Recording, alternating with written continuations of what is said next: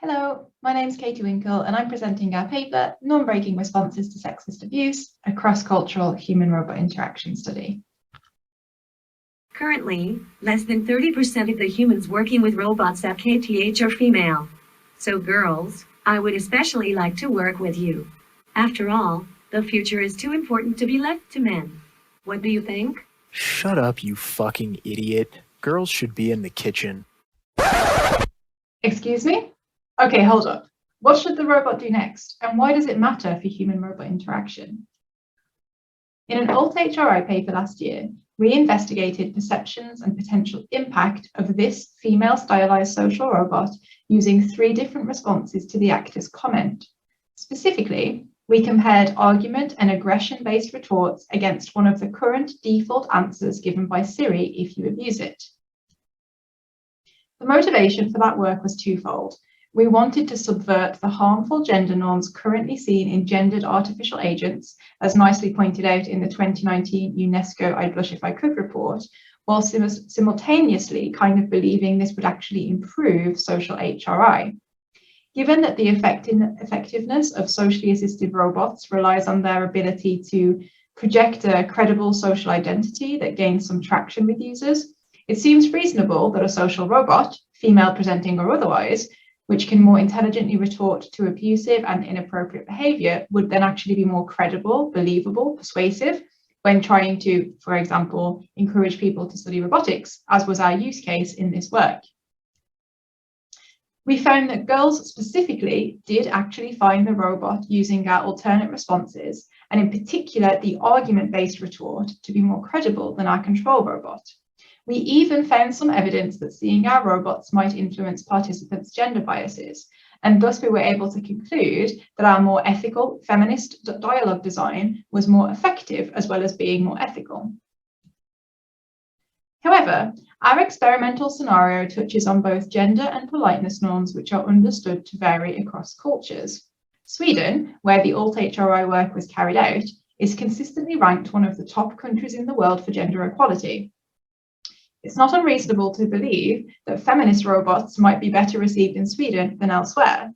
The US and Japan stand out as 2 countries worthy of comparison, given both differing but also overlap ideas in cultural norms.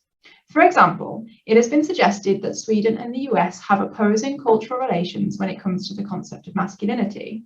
And there is some overlap between Swedish and Japanese cultures around the importance of humility, but there is significant differences around tolerance of self-expression.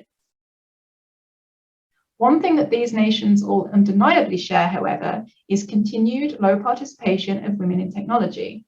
As such, our experimental scenario, where a social robot's trying to encourage young women to study robotics, is particularly pertinent across all 3 of these places. So in this work, we essentially look to examine whether we can replicate our previous findings regarding feminist robot design, boosting robot credibility, and potentially impacting on participant biases across cultures. In addition, we take the opportunity to investigate what type of robot response participants in each of these locations identify as being most appropriate. In particular, we are interested in the idea of apologetic versus non-apologetic empathetic responses, as some recent HCI work appears to call for potentially apologetic responses, which would play into those harmful stereotypes identified by the UNESCO report, but might maximize perpetrated guilt and hence minimize the risk of reoffense.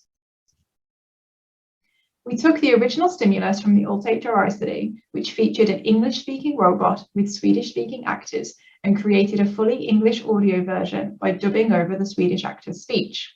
For the Japanese study, we used this English video, but with Japanese subtitles. The rationale, but also limitations of this are discussed in the paper.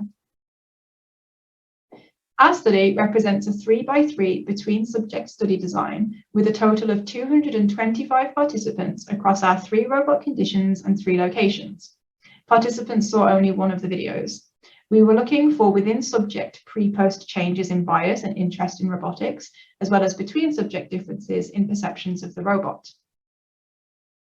So, regarding bias and interest in robotics, our pre-hoc measures generally suggest higher gender bias in participants located in Japan compared to US and Sweden. and specifically in Swedish men compared to Swedish women. Globally, women felt more strongly that it's important to encourage girls to study robotics than men did, whereas men demonstrated greater interest in working with robots than women. We failed to replicate our original results regarding impact on participants. We didn't see any difference in pre- and post-hoc measures of bias and interest in robotics across location, participant gender, or experimental condition. Concerning perceptions of the robot, globally, the robot using the argument-based response was ascribed significantly more credibility than the control robot, with this robot also receiving almost entirely positive qualitative feedback. The exception was a woman in the US who felt the argument-based robot should also actually be stronger in its retort. Aggregated across conditions, women were generally more convinced by the robot compared to men. Looking at differences across locations, it's interesting that participants in Sweden, where the original experimental scenario was actually co-designed with local high school teachers, were least convinced about the robot overall. From a replication and design implications perspective then, the key result here is that the norm-breaking, argument-based robot scored best with men and women across all three locations.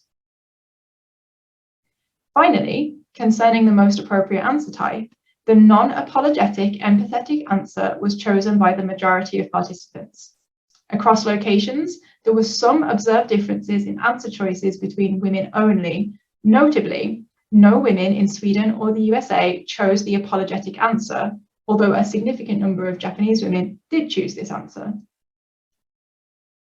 So what does this all mean in the context of designing social robots?